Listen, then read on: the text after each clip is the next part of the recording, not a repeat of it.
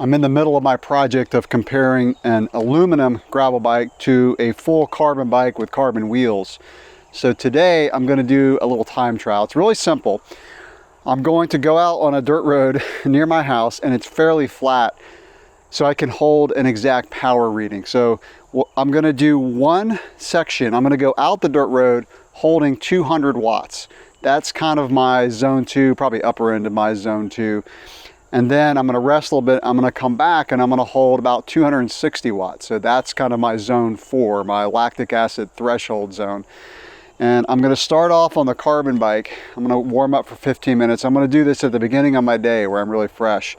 And then I'll swap the power meter pedals. I'll put them on the aluminum gravel bike, and then I'll do the same thing. And I'm really curious to see like if one's going to be faster than the other. I have a feeling they're going to be about the same because it's a fairly flat section.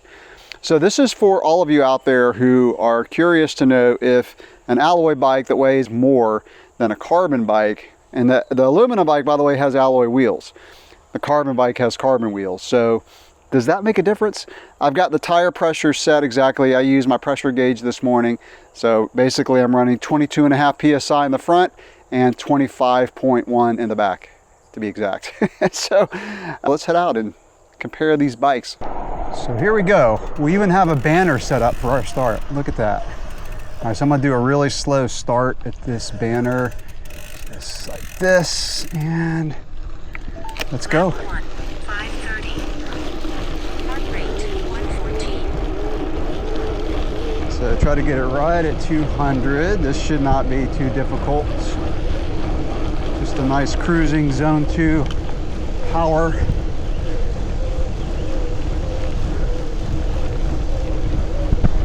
Going up a very slight hill right here, just maybe a couple percent.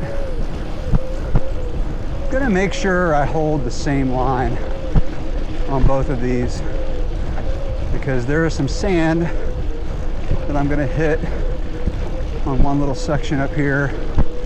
I'm gonna try to hold it right here.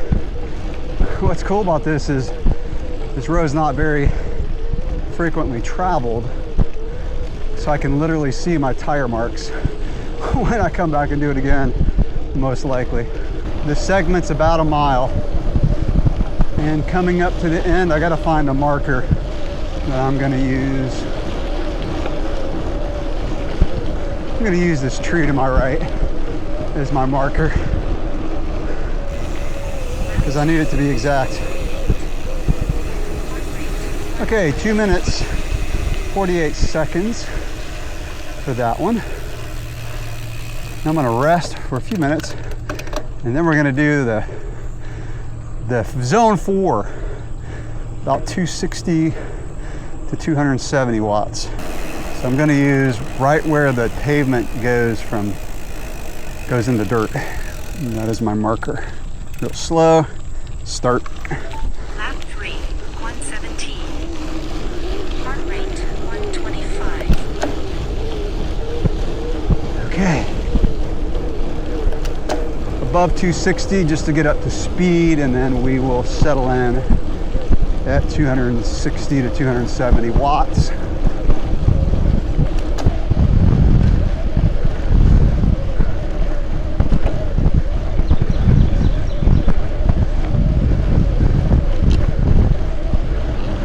Use this sign.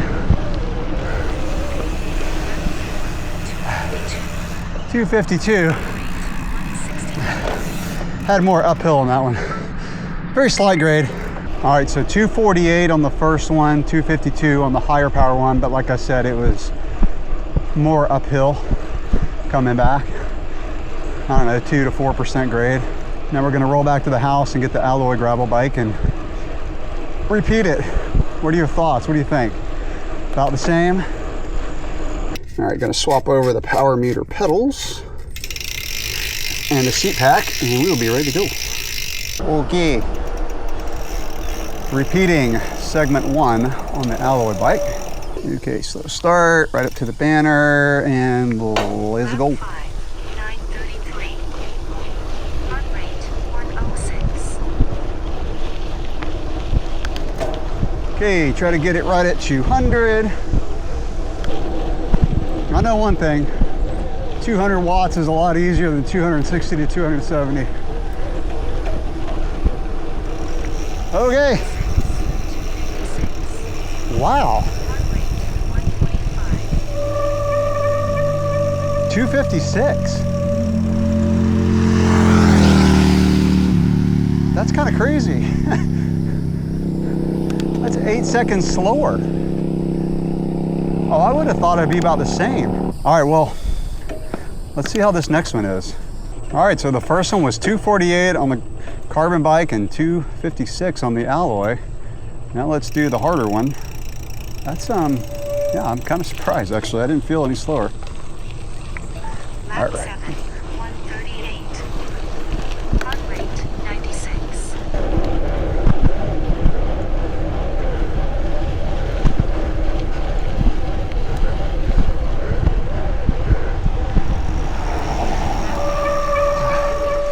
Huh. 254. So 2 seconds slower.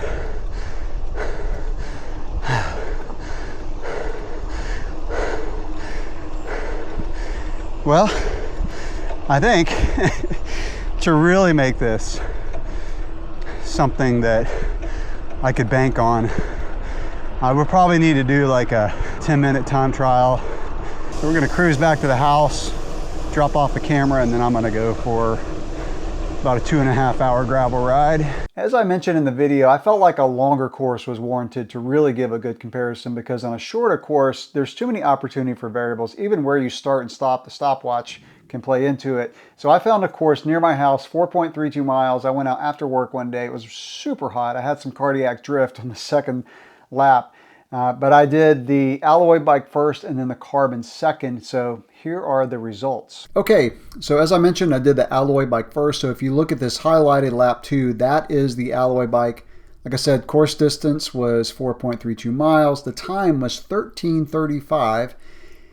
The lap 4 here, that is on the carbon bike, 12:53. So quite a bit faster on the higher priced carbon bike, carbon wheels, lighter bike, 1.75 pounds lighter to be exact. But let's look at some of the stats here, which is really interesting to me. So if I look at heart rate, so the heart rate was higher on the second one just because it was so hot. Max heart rate was 171, 161 average, and on the first lap, 153 average, 161 max.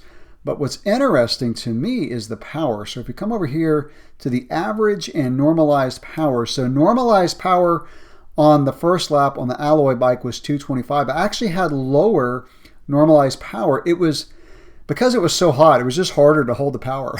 I was trying to hold 230, hold it consistently, but it just was harder because I was getting really hot. So look at the average power. So average 226 versus 213, but max power higher on the carbon, but probably just at the start or something. Maybe I came out of a corner and just punched it a little bit harder.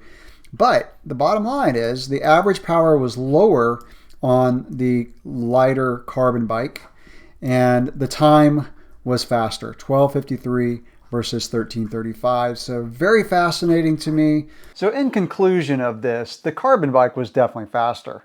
Now this isn't really carbon versus aluminum. It's more like a lower to mid-price bike versus a high-end bike. And with the high-end bike, you're going to get carbon wheels, you're going to get different components, but I think the wheels are going to make the biggest difference. In fact, I think if I were to take the carbon wheels that were on the carbon bike and put them on the alloy bike, the times would be a lot closer. But again, I just wanted to compare like this stock lower price bike versus a stock higher price bike and get a comparison. There's no doubt that carbon frames, especially when it's more hilly, and also carbon wheels are going to be faster. And as I mentioned in the video that I posted recently comparing these two bikes, it's just going to depend on your goals. If speed is not an issue for you, you're not riding competitively, you're riding in fast groups, the lower to mid-priced gravel bike is going to be just fine because that alloy bike rides really comfortably and it's just a nice riding bike. So that's going to wrap up this video of geeking out over comparing these two bikes, lower versus high price bike.